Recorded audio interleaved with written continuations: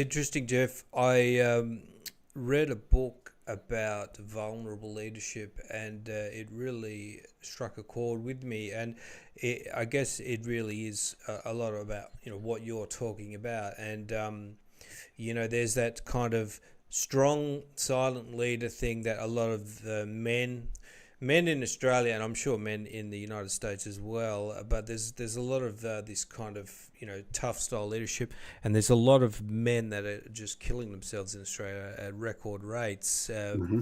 And part of it is that not showing weakness and all of that. And on the flip side, you're talking about when you actually do come to somebody and tell them that you have vulnerabilities and issues and things you're working with, that it sort of changes things with the people that you're working with, and they feel that they're able to come to you. And then what sort of things can happen once you establish that in the workplace?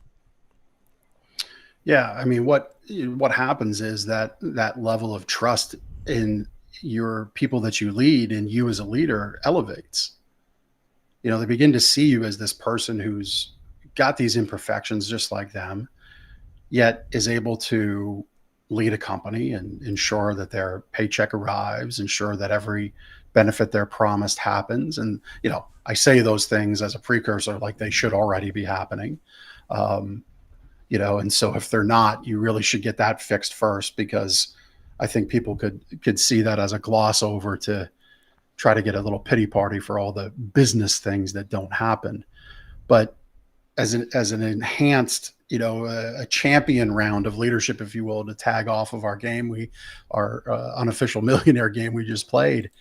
This is about that championship round. It is about that excellence of leadership, to where you'll find people rally around you in a way that you never thought that they could, that you didn't think they had the strength to do as It, a leader. yeah, and I've seen places where there's this, the employees feel that they're just kind of nobody's listening to them and they're just doing a job, and you get that kind of rotten culture that sets in, and Yep. it just becomes so toxic and dysfunctional.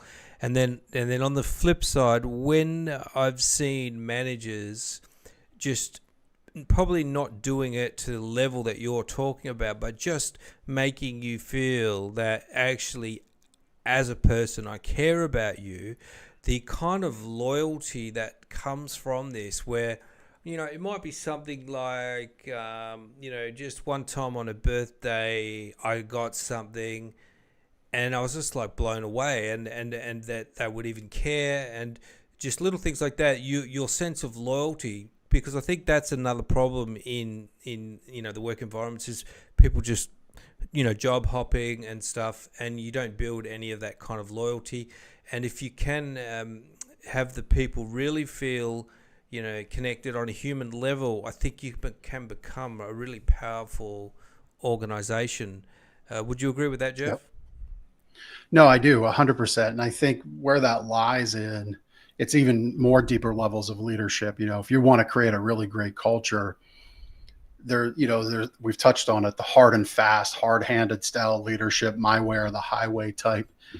There is nothing wrong with parameters, right? Parameters can exist with also care. You can have policy with compassion. Okay. And when you start to break those things, that's where the questions come into place.